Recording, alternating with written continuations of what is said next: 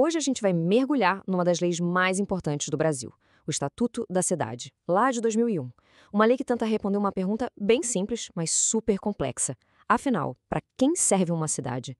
E o que a gente pode fazer com o imóvel dentro dela? Vamos entender isso juntos? Pois é, essa cena é um clássico em quase toda cidade brasileira, né? E é exatamente esse tipo de contradição, esse paradoxo que o Estatuto da Cidade tenta resolver. É um problema que mostra que algo não está funcionando direito no crescimento das nossas cidades. E a lei veio para atacar isso de frente. E para a gente entender como a lei encara esse desafio, esse aqui é o nosso caminho. A gente começa falando do paradoxo urbano, depois entra no coração da lei, que é a ideia de propriedade com propósito. Aí a gente vê o manual de regras da cidade, as ferramentas práticas que a lei oferece, o papel de cada um de nós nisso tudo e, por fim, a grande pergunta: o que mudou de verdade? Então, vamos começar por aí, aprofundando um pouco mais nesse problema que a gente vê todo dia na rua, essa grande contradição que molda a paisagem de tantas cidades no Brasil. A coisa é bem assim. De um lado, tem um monte de terreno e prédio vazio, fechado, só esperando o preço subir para render mais dinheiro. Do outro, uma galera enorme sem ter onde morar com dignidade ou sem acesso a serviços básicos. O Estatuto da Cidade nasceu justamente para tentar corrigir essa distorção, para fazer o crescimento da cidade servir às pessoas e não o contrário. E para fazer isso, a lei traz uma ideia que, na época, foi e ainda é bem revolucionária. Ela propõe uma mudança total na forma como a gente pensa o que é ser dono de alguma coisa na cidade. E o coração da lei está todo aqui nesse conceito, a função social da propriedade. A ideia é que ter um imóvel na cidade não é um direito absoluto de fazer o que bem entender, inclusive não fazer nada com ele. Pelo contrário, é um direito que vem junto com uma baita responsabilidade com todo mundo.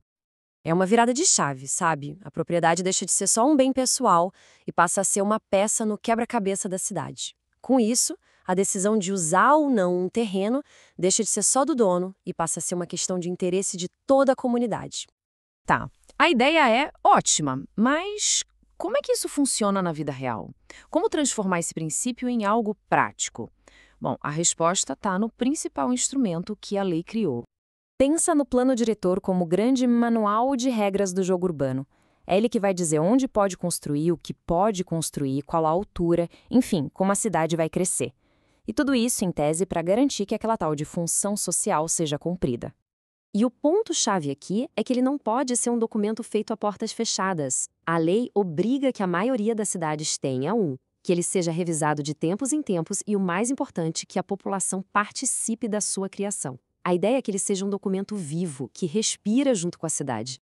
Beleza, então a gente já tem o princípio e o manual de regras, mas e na hora do vamos ver? O estatuto não fica só na teoria, não. Ele dá ferramentas bem concretas para as prefeituras agirem.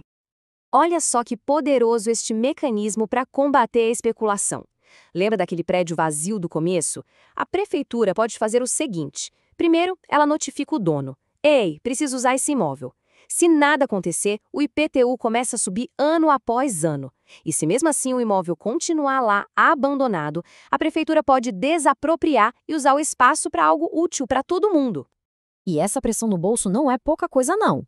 O imposto pode chegar a incríveis 15% do valor do imóvel por ano. Fazendo a conta, fica praticamente inviável manter um terreno parado só para especular. A ideia é forçar uma decisão. Ou usa, ou vende, ou aluga.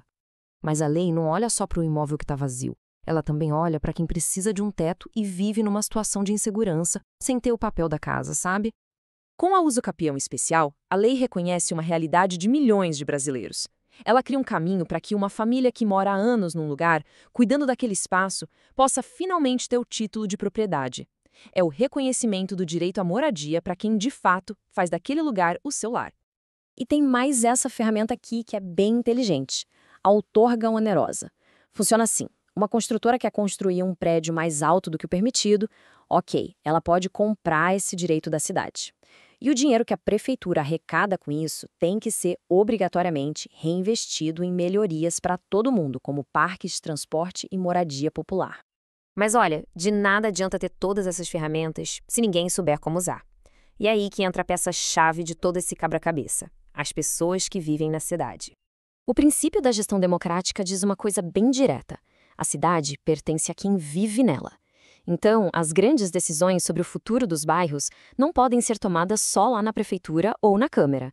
A população tem o direito e até o dever de participar. E isso não é só um discurso bonito, não. A lei cria canais oficiais para essa participação acontecer. Coisas como conselhos, audiências públicas e até a chance da própria população propor projetos de lei. A ideia é que o planejamento da cidade seja um grande diálogo. Certo, então a gente chega no ponto final. No papel, temos uma lei poderosa, com ideias inovadoras e ferramentas muito interessantes. Mas, e na vida real? Qual o resultado disso tudo? O espírito da lei está todo resumido logo no primeiro artigo dela. A meta é essa: usar as regras da cidade para o bem de todo mundo, para ter mais segurança, bem-estar e equilíbrio. É uma declaração de que a cidade tem que servir as pessoas e não o contrário. E aqui está o pulo do gato. O Estatuto da Cidade é tipo uma caixa de ferramentas incrível, uma das mais modernas do mundo. Só que ferramenta guardada não constrói nada, né? Se as prefeituras não usam esses instrumentos e se a população não cobra, a lei fica só no papel. E isso leva a gente à reflexão final. Essa lei já tem mais de 20 anos. Como será que ela moldou a cidade em que a gente vive hoje? É só olhar ao redor, para os prédios vazios, para os bairros que precisam de infraestrutura, para as áreas verdes que sumiram. O quanto essa lei conseguiu, de fato, sair do papel e transformar nossa realidade? A resposta para essa pergunta diz muito sobre o desafio de construir as cidades que a gente quer. Valeu por acompanhar!